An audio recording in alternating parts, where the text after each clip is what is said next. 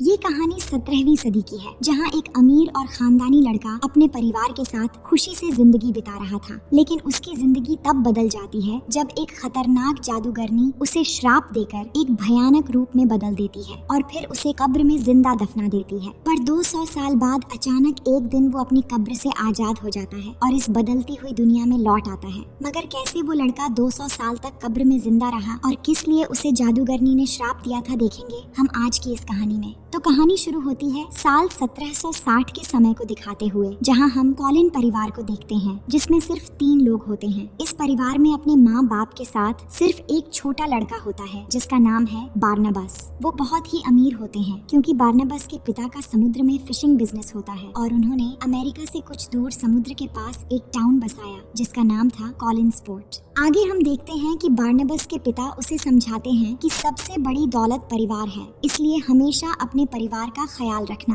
कॉलिन्सपोर्ट में उसके पिता ने अपने परिवार के लिए एक शानदार हवेली बनवाई जिसका नाम रखा गया कॉलिनवुड। अब कुछ सालों के अंदर उनका फिशिंग बिजनेस भी बढ़ने लगा और बारनबास भी अब जवान हो चुका था और इसी जवानी के चलते उसका अफेयर घर में काम करने वाली एंजेलिक नाम की एक नौकरानी से हो गया। फिर एक दिन एंजेलिक बारनबास से कहती है कि मैं तुमसे बहुत प्यार करती हूँ और अब शादी करके पूरा जीवन तुम्हारे साथ बिताना चाहती हूँ। लेकिन बारनबास शादी करने से मना कर देता है। इस बात से गुस्सा होकर बारनबास को अकेला कर देने के लिए एंजेलिक काला जादू करती है और उसके माता पिता के ऊपर हवेली की एक मूर्ति गिरवाकर मार देती है। लेकिन बारनबास को यकीन था कि उसके माता पिता की मौत कोई हादसा नहीं बल्कि काला जादू था, इसलिए वो खुद काला जादू की किताबें पढ़ने लगता है और इस तरह कुछ दिन और बीत जाते हैं और इसी दौरान बारनबास को अपना सच्चा प्यार मिल जाता है जिसका नाम होता है जोसेट। लेकिन बारनबास और जोसेट का प्यार देखकर एंजेलिक को ये बात बर्दाश्त नहीं हुई, इसलिए उसने फिर एक बार काला जादू का सहारा लिया और जोसेट को अपने वश में कर लिया। इसके बाद हम जोसेट को देखते हैं जो एंजेलिक के वश में आकर एक ऊंची चट्टान पर चली जाती है और बारनबास के पहुंचने से पहले ही वहां से कूदकर अपनी जान दे देती है। अपने प्यार को इस तरह अपने सामने मरता देखकर बारनबास भी उसी चट्टान से नीचे कूद जाता है। लेकिन इतनी ऊंचाई से नीचे गिरने के बाद भी बारनबास नहीं मरता क्योंकि एंजेलिक ने उसे श्राप देकर एक वैम्पायर यानी पिशाच में बदल दिया ताकि वो हमेशा अपने दुख के साथ जिंदा रहे। अब एंजेलिक को यकीन हो चुका था कि बारनबास उसका कभी नहीं बनेगा, इसलिए वो गांव वालों को भड़काकर बारनबास के घर जाती है, जहां गांव वाले बारनबास को वैम्पायर समझकर एक ताबूत में कैद करके उसे जमीन में दफना देते हैं और इसी तरह 200 साल बीत जाते हैं। इसके बाद हम 1972 का समय देखते हैं, जहां विक्टोरिया नाम की एक लड़की ट्रेन से कॉलिन्सपोर्ट आ रही होती है। फिर एक गाड़ी से लिफ्ट लेकर वो कॉलिनवुड हवेली पहुंच जाती है। वहां पहुंचने के बाद बिल्ली नाम का एक नौकर उसके लिए दरवाजा खोलता है। अब यहाँ विक्टोरिया को घर की दीवार पर बारनबास की एक तस्वीर दिखाई देती है, जिसे देखकर वो बिल्ली से पूछती है कि ये कौन है। तभी वहाँ एलिजाबेथ आकर विक्टोरिया को बताती है कि ये बारनबास की तस्वीर है जो कॉलिन खानदान का एक महान और नेक सदस्य था।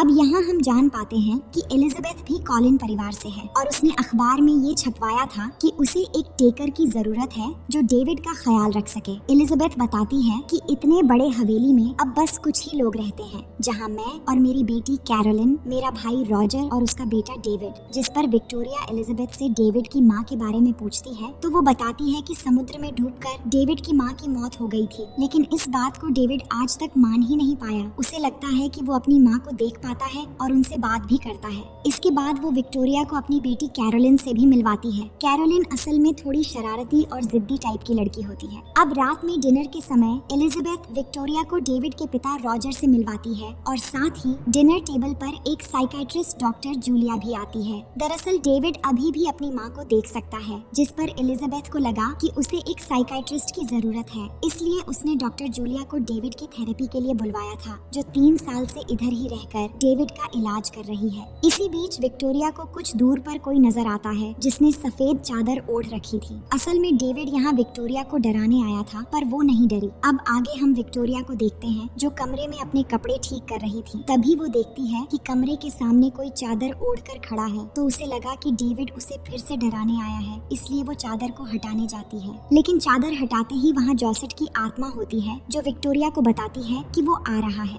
ये कहकर कुछ दूर आगे जाने के बाद वो गायब हो जाती है। अब दूसरी तरफ हम कुछ वर्कर्स को देखते हैं जो जेसीबी से खुदाई कर रहे थे। इतने में उन्हें जमीन के नीचे कुछ सख्त चीज महसूस होती है, तो मिट्टी हटाने के बाद उन्हें एक ताबूत मिलता है। असल में बारनबास को को इसी ताबूत में कैद किया गया था। ये देखकर जब उनका सुपरवाइजर ताबूत में लगी चेन को काट देता है, तभी बारनबास अपनी कैद से आजाद होकर सभी पर हमला कर देता है और एक एक करके उन्हें जान से मार देता है। इसके बाद वो अपने घर यानी कॉलिनवुड पहुंचता है, जहां गार्डन में वो बिली से मिलता है और फिर उसे हिप्नोटाइज करके अपने वश में कर लेता है और उससे पूछता है क्या इस घर में अभी भी कॉलिन खानदान के लोग रहते हैं, जिस पर बिली हाँ में जवाब देता है। इसके बाद वो घर के अंदर जाकर अपने हवेली की शाही चीजों को देखने लगता है और इन चीजों के बारे में बिली को बताने लगता है। यहाँ उसे कैरोलिन और डेविड भी मिलते हैं, जहाँ बारनबास को देखकर कैरोलिन सोचती है शायद ये कोई पागल है जो पीकर आया है, पर डेविड उसे दीवार पर लगी बारनबास की तस्वीर दिखाता है, जिस पर बारनबास कहता है कि मैं कई घंटों तक एक ही जगह पर खड़ा था, तब जाकर एक महान कलाकार ने मेरी ये तस्वीर बनाई थी। इतने में वहाँ एलिजाबेथ आकर बच्चों को उससे दूर रहने को कहती है, जिस पर डेविड कहता है कि ये खुद को हमारा रिश्तेदार बता रहा है, मगर एलिजाबेथ उसे एक बहरूपिया समझती है और उसे एक दूसरे रूम में ले जाकर कहती है कि अगर ये कोई मजाक है तो इसे अभी खत्म करो। लेकिन बारनबास खुद को साबित करने के लिए एक सीक्रेट दरवाजा खोलता है और वहाँ से होते हुए उसे एक खुफिया तहखाने में ले जाता है। इस तहखाने के बारे में एलिजाबेथ को अभी तक पता नहीं था, जहाँ बहुत सारे हीरे जवाहरात रखे हुए थे और ये सब देखकर एलिजाबेथ एकदम से हैरान हो जाती है और उसे यकीन हो जाता है कि वो कोई और नहीं बल्कि कोलिन परिवार का बेटा बारनबास है। अब यहाँ पर बारनबास एलिजाबेथ को अपने वैम्पायर होने की बात बताते हुए कहता है मेरे द्वारा इस परिवार के किसी भी सदस्य को नुकसान नहीं पहुँचेगा। इसके बाद हम पूरे परिवार को डिनर टेबल पर देखते हैं, जहाँ एलिजाबेथ सबको बताती है कि ये हमारे दूर के रिश्तेदार हैं। इतने में वहाँ पर डॉक्टर जूलिया आ जाती है तो एलिजाबेथ बारनबास से उसकी पहचान करवाती है। इसके बाद बारनबास अपने फिशिंग बिजनेस के बारे में पूछता है तो एलिजाबेथ कहती है कि हमारा बिजनेस तो लगभग बर्बाद हो गया है, क्योंकि एंजी नाम की औरत ने मछुआरों से डील करके हमारे बिजनेस पर कब्जा कर रखा है। जिस पर बारनबास कहता है अब मैं आ गया हूँ तो फिर से बिजनेस टॉप पर ले जाऊंगा। इसी बीच वहाँ पर विक्टोरिया आ जाती है, जिसको देखते ही बारनबास उसे जॉसेट कहकर बुलाता है, क्योंकि अचानक उसे देखकर ऐसा लगा कि जॉसेट फिर से आ गई है। दरअसल विक्टोरिया की शक्ल बिल्कुल जॉसेट से मिलती थी। फिर दोनों एक दूसरे से बात करते हैं और विक्टोरिया अपना परिचय देती है। इसके बाद हम एंजी को देखते हैं, जो असल में वही एंजेलिक है जिसने बारनबास की जिंदगी तबाह कर दी थी। फिर काला जादू करके खुद एक चुड़ैल बन गई, जिसके बाद अपना नाम बदल के 200 सालों से अभी तक जिंदा थी। इसके बाद वो ऑफिस पहुंचती है, जहां उसे पता चलता है कि पिछली रात खुदाई के दौरान उनके वर्कर्स को लगभग 200 साल पुराना एक ताबूत मिला,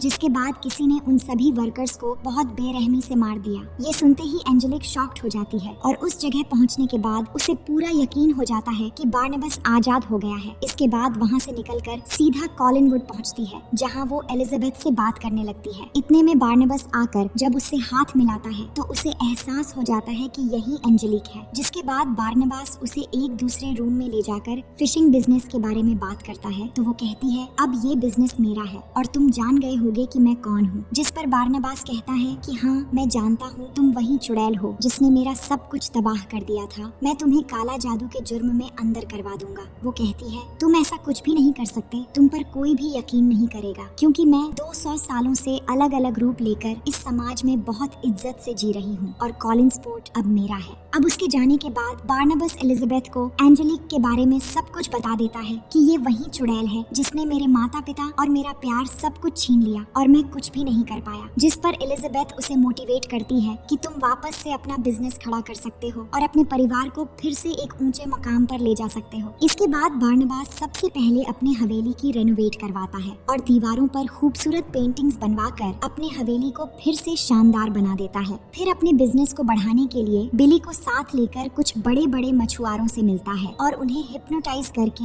एंजेलिक के काम छोड़कर कोलिन परिवार के लिए तैयार करवा लेता है और इस तरह उसका फिशिंग बिजनेस फिर से चल पड़ता है। फिर एक दिन डॉक्टर जूलिया बारनबास को देखती है कि वो कैरोलिन के घर में झांक रहा है और वहाँ रखे एक लैंप देखकर समझने की कोशिश कर रहा है कि वो क्या चीज है। इससे जूलिया को शक हो जाता है और बारनबास के बारे में जानने के इरादे से उससे बात करती है और कहती है मैं एक साइकियाट्रिस्ट हूँ जो दिमाग का इलाज करते हैं, और फिर हिप्नोटाइज करके उसके बारे में सब कुछ पता कर लेती है और ये भी जान जाती है कि वो एक वैम्पायर है। जिस बारे में वो एलिजाबेथ से बात करती है कि मैंने बारनबास के बारे में सब कुछ पता कर लिया है और वो एक वैम्पायर है, ये जानने के बाद भी तुमने उसे क्यों यहाँ रहने दिया। जिस पर एलिजाबेथ उसे ये बात राज रखने के लिए कहती है और उसके रहने से घर में किसी को भी खतरा नहीं होगा। दूसरी तरफ बारनबास कैरोलिन से कह रहा होता है मुझे सिखाओ कि आज के जमाने में प्यार कैसे होता है। तो कैरोलिन उसे सलाह देती है कि तुम्हें पहले अपने लुक और अजीब बिहेवियर बदलकर एक नॉर्मल इंसान की तरह रहना होगा, जिससे तुमसे बातें करने में सबको अच्छा लगे। इसके बाद प्यार कैसे होता है तुम धीरे धीरे सीख जाओगे।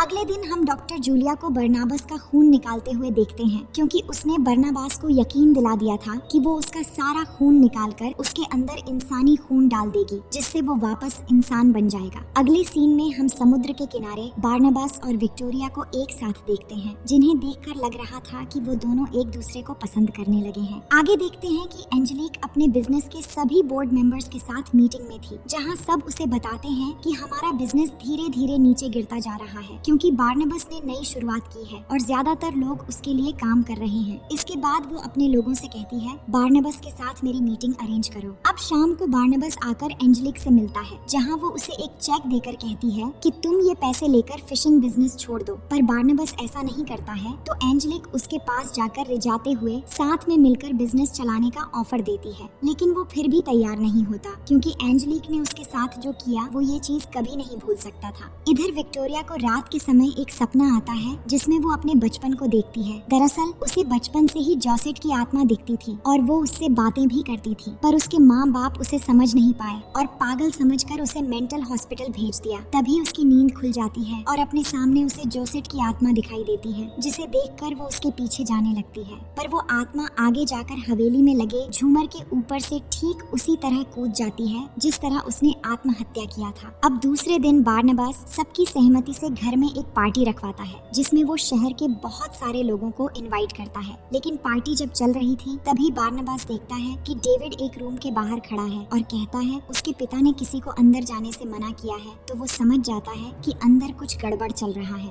रूम के अंदर देखते हैं कि डेविड के पिता रॉजर वहाँ एक लड़की को लाया है, जिसके साथ उसका अफेयर है। पर ये सब बारनाबास खिड़की से लटक कर देख लेता है। वहीं दूसरी तरफ विक्टोरिया बाहर होती है, तो बारनाबास जाकर उसे अंदर आने के लिए कहता है। लेकिन यहाँ पर विक्टोरिया उसे अपने बचपन के बारे में बताने लगती है कि मुझे बचपन से एक लड़की की आत्मा दिखाई देती थी, पर मेरे माँ बाप मुझे समझ नहीं पाए, जिस वजह से मेरा बचपन बहुत ही दर्द से गुजरा। पर एक दिन उस आत्मा ने मुझे यहाँ कॉलिनवुड आने का रास्ता दिखाया और यहाँ तुमसे मिलने के बाद मुझे ऐसा लगा कि मैं तुम्हें सदियों से जानती हूँ। शायद ये मेरी किस्मत थी जो मैं तुमसे मिली और तुम मुझे अपना लगने लगे। इसके बाद दोनों किस करने लगते हैं और ऐसा करते हुए एंजेलिक देख लेती है, जो बिना इनविटेशन के ही पार्टी में आ गई थी। इसके बाद बारनाबास डॉक्टर जूलिया के पास जाता है, जहाँ वो अपने शरीर में बारनाबास का खून चढ़ा रही थी। ये देखकर बारनाबास समझ जाता है कि डॉक्टर जूलिया उसे इंसान नहीं बल्कि उसका खून निकालकर खुद को अमर बनाना चाहती है। इस बात से गुस्सा होकर वो उसे जान से मार देता है। फिर बिली को साथ लेकर जूलिया की लाश को समुद्र में फेंक देता है। इसके बाद रॉजर को देखते हैं, जो हवेली का खुफिया दरवाजा ढूंढने की कोशिश कर रहा था। इतने में वहाँ बारनाबास पहुँच जाता है। दरअसल रॉजर की हरकतें उसे पहले ही पता चल चुकी थी कि उसने सिर्फ पैसों के लिए डेविड की माँ से शादी की थी। इसलिए वो रॉजर पर गुस्सा हो जाता है और उसे दो ऑप्शन देता है। पहला ये कि उसे कॉलिनवुड में रहकर डेविड के लिए एक अच्छे पिता की तरह ख्याल रखना होगा, नहीं तो खजाने से बहुत सारे पैसे लेकर एक खुदगर्जी की जिंदगी बिताने हमेशा के लिए यहाँ से चले जाना होगा। जिस पर रॉजर पैसे चुनता है और अपने बेटे डेविड को छोड़कर चला जाता है। अब अपने पिता को हमेशा के लिए जाता हुआ देखकर डेविड बहुत दुखी हो जाता है और भागते हुए अपने रूम की तरफ जाने लगता है। तभी सीढ़ी में पैर लगने की वजह से एक बड़ी चीज उस पर गिरने लगती है, जो देखते ही बारनाबास एक पल में जाकर उसे बचा लेता है। अब ये देखकर सभी लोग डर जाते हैं कि ऐसा तो कोई साधारण इंसान नहीं कर सकता, और तभी उस पर धूप पड़ने की वजह से आग भी लग जाती है।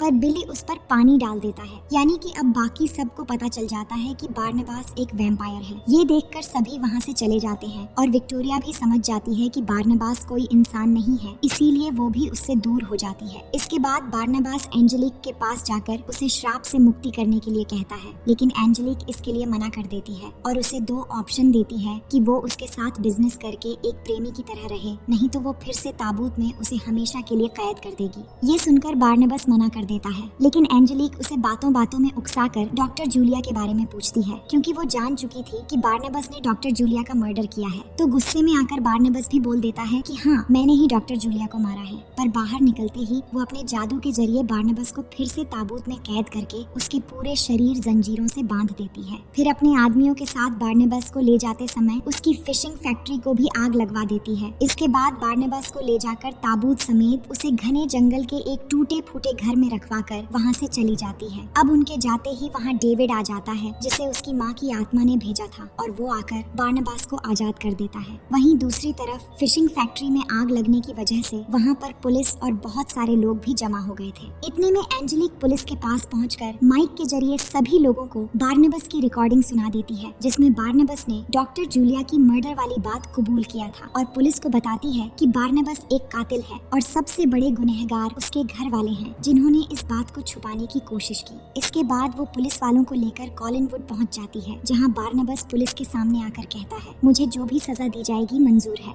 ये कहते हुए वो पुलिस और सभी टाउन के लोगों के सामने एंजेलिक के गले पर काट देता है, पर एंजेलिक को कुछ भी नहीं होता और वो बारनबास को मारकर दूर फेंक देती है। ये देखकर सभी लोग डर जाते हैं और समझ जाते हैं कि ये दोनों वैम्पायर्स हैं, और इन सब से पुलिस भी अलर्ट होकर सब लोगों को यहाँ से जाने का आदेश देती है। इसके बाद इन दोनों में एक खतरनाक लड़ाई शुरू हो जाती है। इतने में एलिजाबेथ एक बंदूक लेकर उस पर फायर करने लगती है, लेकिन उसे फिर भी कुछ नहीं होता। वो दोबारा से खड़ी हो जाती है और हवेली पर बनी चीजों पर जान डालकर एक सांप से एलिजाबेथ पर अटैक करवा देती है और चारों तरफ आग लगाकर एक पुतले के जरिए बारनबास को भी जकड़ लेती है। अब हमें पता चलता है कि एंजेलिक ने अपनी जादुई शक्ति से कैरोलिन को एक खूंखार वुल्फ की तरह बना दिया था, जो सामने आकर एंजेलिक पर ही टूट पड़ती है और उसे मारने की बार बार कोशिश करती है, पर एंजेलिक उल्टा उस पर भारी पड़ती है और उसे मारकर बेहोश कर देती है। इसके बाद वो बारनबास के पास जाकर उसे मारने वाली होती है और कहती है, मैंने तुम्हारा सब कुछ तबाह कर दिया और डेविड की माँ डूबकर नहीं मरी थी, बल्कि मैंने ही उसे मारा था। तभी वहाँ डेविड आकर कहता है, उसे छोड़ दो, नहीं तो मेरी माँ तुम्हें मार डालेगी। तभी हम देखते हैं कि डेविड की माँ की आत्मा सामने आती है और अपनी शक्ति से एंजेलिक पर हमला कर देती है, जिससे वो जाकर एक बड़े से झूमर से टकराकर गिर जाती है। इसके बाद बारनबास भी उस पुतले की जकड़ से छूट जाता है और सबको बाहर चले जाने के लिए कहता है। जिसके बाद वो एंजेलिक के पास जाता है और वो समझ चुका था कि एंजेलिक जैसी चुड़ैल का अंत इस झूमर के टूटने से होना था। अब देखते ही देखते एंजेलिक की मौत हो जाती है। दूसरी तरफ हम विक्टोरिया को देखते हैं, जो उसी चट्टान की तरफ जा रही होती है जहाँ से गिरकर जोसेट ने आत्महत्या की थी, क्योंकि वो जान चुकी थी कि बारनबास एक वैम्पायर है और एक साधारण इंसान और एक वैम्पायर कभी एक नहीं हो सकते। अब बारनबास उसे ढूंढते हुए जल्दी से उस चट्टान पर पहुँच जाता है और गिरने से पहले उसे पकड़ लेता है, पर वो कहती है कि हम दोनों कभी भी एक नहीं हो सकते, क्योंकि मैं एक साधारण इंसान हूँ। अब एक ही रास्ता है, तुम मुझे भी अपनी तरह वैम्पायर बना दो। लेकिन बारनबास इस बात के लिए राजी नहीं होता, जिसके बाद विक्टोरिया उस चट्टान से नीचे गिर जाती है। उसे बचाने के लिए बारनबास भी कूद पड़ता है, पर जमीन पर गिरने से पहले उसे काट लेता है, जिससे विक्टोरिया नीचे गिरने के बाद भी नहीं मरती, बल्कि वो भी एक वैम्पायर बन जाती है। अब ये दोनों एक दूसरे को देखकर खुश हो जाते हैं, क्योंकि दोनों एक जैसे हो गए हैं और हमेशा ऐसे ही एक साथ रहेंगे। अब कहानी के आखिर में हमें समुद्र की गहराई में डॉक्टर जूलिया की लाश दिखाई जाती है, जिसकी आंखें खुल जाती हैं, क्योंकि बारनबास ने उसे काट कर मारा था, जिससे वो भी एक वैम्पायर बन चुकी थी। और इसी के साथ कहानी यहीं पर खत्म हो जाती है। दोस्तों, उम्मीद है कि ये कहानी आपको पसंद आएगी। मिलते हैं आपसे एक और मजेदार कहानी के साथ।